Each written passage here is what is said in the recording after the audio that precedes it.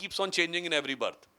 तो हमारे यहाँ कुछ चीजें शास्त्रोक्त हैं और कुछ चीजें लोकोक्त हैं। इन्होंने लोकोक्त को उससे कनेक्ट कर लिया, इनके यहाँ ऐसा कोई ट्रेडिशन नहीं था। जैसे मैं कहता हूं शादी के समय अग्नि के 7 प्रदक्षिणा करके शादी की जाती है, ये शास्त्रोक्त है, उसमें जो मंत्र बोले जाते हैं। अब लोकोक्त क्या, अब इसके बाद आप जूता चुराने की परंपरा रखें कि छंद छुआने की सुरसुराने की परंपरा रखें या कोई हंसी मजाक की परंपरा, वो जगह जगह के हिसाब से और हर व्यक्ति के हिसाब से बदलती रहती है। इसलिए बहुत सी ऐसी चीजें हैं जिनको कि आप कहेंगे कि ये हिस्टोरिकल नहीं है। जैसे मैं एग्जाम्पल देता हूं, आपने आल्हा का नाम सुना होगा, आल्हा उदल का। तो वो पृथ्वीराज चौहान के जमाने में लिखा गया, तो वो हुआ 12th सेंचुरी। उस जमाने में तो तोपें नहीं थी, मगर आल्हा में ये बात आती है कि बड़बड़ तोपे अष्ट धातु की, तुरते बत्ती दई लगाए और दगी सलामी दो दलनमा धोना गवा सर्ग मंडराए। आप कहेंगे ये तो इनफैक्चुअल। अरे भाई वो फैक्ट के लिए नहीं है, वो लोकाचार के लिए है। जैसे आपको ये भी कहूं, अगर लोकाचार की बात कहें तो बाद में आल्हा को जो रिटन करवाया वो एक फर्रुखाबाद के कमिश्नर थे, यूपी में जो फर्रुखाबाद जिला है, उन्होंने उसको डॉक्यूमेंट कराया। तो उस आला में जो प्रिंट किया गया उसमें लास्ट में ये भी लिख दिया गया, यही आला सच्चा भैया जे इलियट साहब दीन लिखा है। तो अब कोई कहेगा इलियट साहब कैसे आ गए पृथ्वीराज चौहान के जमाने में? ये लोकाचार है, ये जूता चुराने वाली परंपरा है, ये हजारों साल पुरानी है, ये सच नहीं है। हाँ, वो मंत्र हजारों साल पुराने हैं। और वो तो हमारी, मैंने इसलिए आपको कहा कि हमारे नॉलेज सिस्टम के जो क्लासिफिकेशंस हैं, जो बाइफर्केशंस है, उनको हम देख के समझते रहेंगे तो हम बेहतर ढंग से अंडरस्टैंड कर पाएंगे। Ma'am, your views on this? Basically, I would say that young people today should not have an inferiority complex. हमें अभी तक फ्रॉम इंडिपेंडेंस सिखाया गया that we are a defeated civilisation. ऐसे झूठ लिखा गया है इतिहास में that we have been defeated, which is not the truth. आपको मालूम पड़ना है कि from time immemorial we were a great maritime power. आपको मालूम है हम शिप्स बिल्डिंग सब करते थे।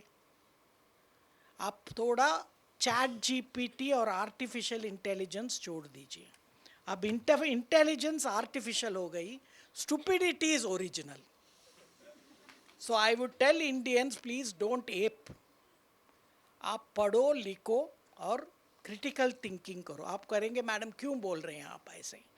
सी देखिए, 2-3 ग्रेट जीनियसेस है, 2 नोबेल प्राइज विनर्स फिजिक्स में, सब वैदिक एस्ट्रोलॉजी से ही ऊपर आए, मॉडर्न मैथमेटिक्स से नहीं। Srinivas Ramanujam the greatest mathematician, वो 12वीं फेल है, मालूम है आपको? इंग्लिश में नापास हो गई, बट उनका मदर मोटा ये पत्रिका है ना, पत्रिका का कैलकुलेशंस करती थी, वैदिक मैथ एस्ट्रोलॉजी, और उन्होंने वहाँ से सीखा। जब प्रोफेसर हार्डी ने पूछा उनसे, वह एक क्लर्क था पोर्ट ट्रस्ट में, और ऐसे एल्गोरिदम्स लिखा कि आज आपका सब एल्गोरिदम राइटिंग सॉफ्टवेयर उनकी एल्गोरिदम से ही हो रहे हैं। प्रोफेसर हार्डी ने पूछा, आप नाउ अपवर्ड है, आपका पीएचडी भी नहीं है, आप ऐसे कैसे लिख सकते हैं? उन्होंने कहा, goddess Bhagavati comes and writes it on my tongue. आप इसे कैसे? और 2 Nobel prize winner CV Raman and Srinivas Ramanujam, I mean Subramanyam Chandrasekhar, दोनों वैदिक में। आजकल आप सबको इतना पीएचडी करके, कॉपी करके, चैट जीपीटी करके क्यों नोबेल प्राइज नहीं मिल रहा है? आप सोचिए ना, क्योंकि आप कॉपी कर रहे हैं। कॉपी मत करो। वी आर अ ग्रेट धार्मिक सिविलाइजेशन। धर्म सर, मैं धर्म निरपेक्षता जो ट्रांसलेशन होती है हिंदी में सेक्युलरिज्म को, मैं अपोज करती हूँ, क्योंकि वो पंथ निरपेक्षता है। धर्म is a way of life. वो किसी और, जैसे सुधांशु जी ने बताया, कोई और पंथ में नहीं है ये धर्म। और दूसरा, नॉन ट्रांसलेटेबल्स, आप जो शब्द अंग्रेजी में नहीं लिख सकते हैं उसको आप संस्कृत शब्द ही या भारतीय भाषा की शब्द यूज़ कीजिए।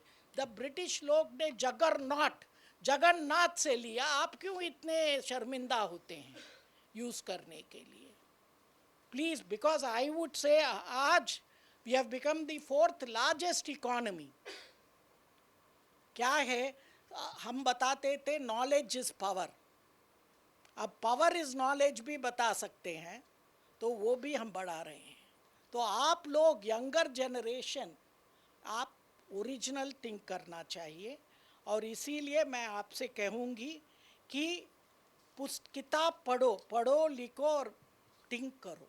सिर्फ चैट जीपीटी से कॉपी मत करो, क्योंकि machines are learning, humans are surfing. आप लर्न नहीं कर रहे हैं. सो ये थोड़ा छोड़िए. एक है कि आफ्टर इंडिपेंडेंस जो हमारी अगेंस्ट थे इंडियन नॉलेज सिस्टम को, उन्होंने बहुत वेरी इंटेलिजेंटली उन्होंने कैप्चर किया जहां आपका मन बदल सकते हैं. एक है एजुकेशन और दूसरा है सिनेमा. आप बॉलीवुड सिनेमा देखिए, कैसे झूठ बोलते हैं उसमें. उल्टा दक्षिण के सिनेमा देखिए, उनमें तो बहुत शिव जी हमारा, अभी भी हम बड़े बिंदी लगाते हैं, फूल लगाते हैं. और आप बाहुबली देखिए, उसमें शिव जी का आराधना से ही शुरू करते हैं. तो इसीलिए मैं आप सबको कहती हूँ कि don't be ashamed of your civilisation. We are a great civilisation state. और ये आप 10-10 बार बोलो, then you will also start believing it. ये मेरा है. एक टेक्स्ट बुक्स चेंज कर रही है government, though I still will criticise sir. 10 साल के हुए हैं, वो लोग एक दिन में बदल लेते हैं. तो इसीलिए मैं कहती हूँ आप सब एकजुट होकर, ये बदलना बहुत इम्पॉर्टेंट है. बिकॉज स्कूल से हमें सिखाना पड़ेगा कि ये civilization and whatever things people are saying, जो जो आप में लिख सकते हैं लिखो. Because the more interesting you make books. अब देखिए, you have comics where you have Hanuman, Krishna, all of them very smart. I like them all. So ये भीम, ये सब. So this is something that has to be introduce. सिर्फ Tom and Jerry नहीं है, ये भी होना चाहिए. ये बहुत इम्पॉर्टेंट है. एंड यूथ आप ही कर सकते हैं, सिर्फ हमें छोड़कर नहीं चलेगा. हर एक आप के लिए एक कर्तव्य है विकसित भारत में कि हमारा होलिस्टिक है. हम किसी को सेपरेट नहीं करके देखते हैं, सब साथ में लेते हैं. और ये बहुत इम्पॉर्टेंट है. इसीलिए I think it is very important. आप देखिए, आर्यभट्ट जी भी जब मैथमेटिक्स लिख रहे थे, पोएट्री और रिडल्स थ्रू लिखा है. That means he new literature, he new philosophy and he new mathematics. ये वेस्टर्न जैसा एक ही करने में यूज़फुल नहीं. वो लोग भी अब हमारे तरफ आ रहे हैं, हम ही अभी तक मुड़ा नहीं. अब मुड़ने का टाइम आ गए. Thank you.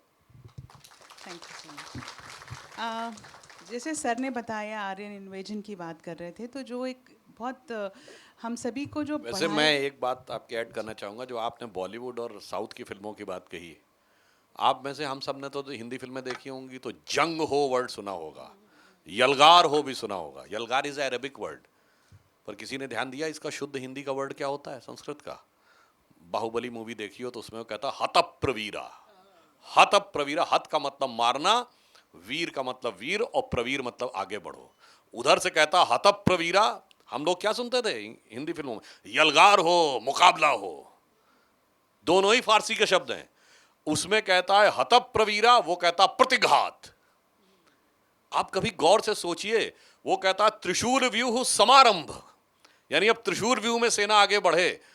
अब नॉट टू बी, मतलब कोई पॉलिटिकल मामला नहीं है, हमारे नेता ऐसे हैं जो कहते हैं चक्रव्यूह जो है वो लोटस है, जबकि उन्हें पता ही नहीं है हमारे यहाँ 32-33 प्रकार के व्यू हैं. चक्र व्यूह, पद्म व्यूह, मकर व्यूह और इसी प्रकार के त्रिशूल व्यूह, पद्म व्यूह, बिल्कुल अलग अलग हैं हमारे यहाँ. मतलब सोचिए कि लड़ाई भी कितनी आर्टिस्टिक और कितनी एक्सप्लिसिट थी। मैं दावे से कहता हूं किसी की हैसियत नहीं है जिसके यहाँ लड़ने के इतने व्यू होते हो जितने हमारे यहाँ होते थे, और उसके बाद रूल्स एंड रेगुलेशंस का पालन किया जाता हो। तो समझिए फिल्मों ने हमें कैसा कैसा दिखाया, और जैसे हमारे फिल्मों ने दिमाग में भर दिया गया कि साहब वो जब तक पर्शियन उर्दू के वर्ड्स नहीं होंगे तब तक वो प्यार मोहब्बत वाली शायरी आती नहीं है।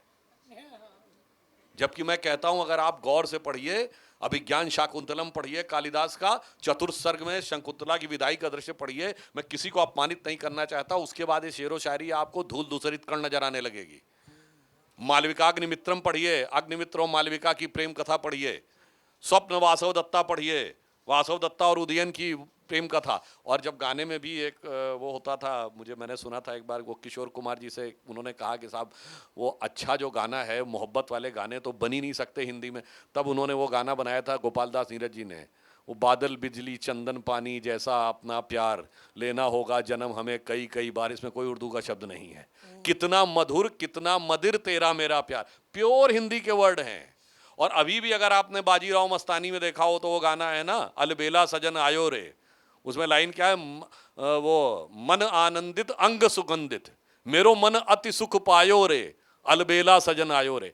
साहब सब में है, मगर आपको ऐसा बैठाला गया, ऐसा बैठाला गया कि साहब वो जो है सिर्फ उसी में सब कुछ है।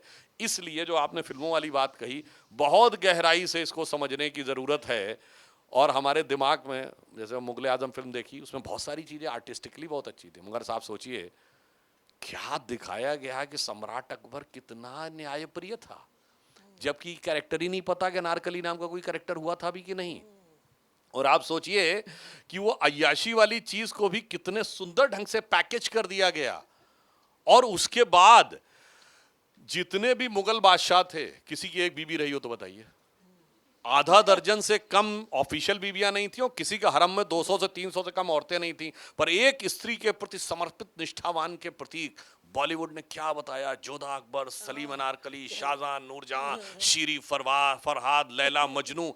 इसलिए मैं कहना चाहता हूं बच्चों से कि सब समझिए। और अब ये जो प्रधानमंत्री ने अमृत काल कहा है ना, तो पहले विष निकालिए तब अमृत की अनुभूति होगी।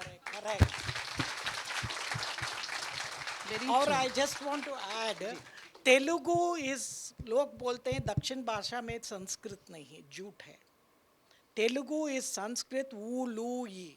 मेरे पिताजी का नाम आंजनेय लू है, आंजनेय को लू बना, हम तेलुगु में लू लू वू।